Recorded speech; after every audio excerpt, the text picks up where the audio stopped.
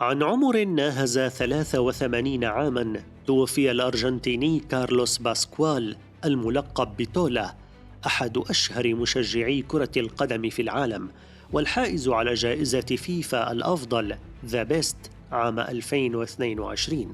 ورافق تولا الذي اشتهر بطبلته الكبيرة منتخب الأرجنتين إلى 13 مونديالاً حتى قطر 2022، وشهد تتويج البيسيليستي بألقابه الثلاثة عام 78 و86 و2022.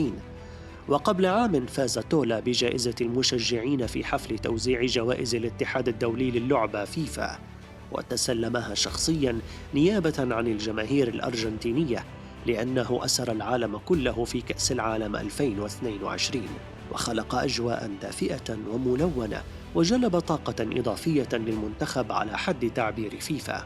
وتابع تولا كأس العالم لأول مرة في ألمانيا عام 74، وهو العام الذي اكتسب فيه سمعته حين التقط صورة مع الرئيس آنذاك خوان دومينغو بيرون الذي أهداه آلته الموسيقية.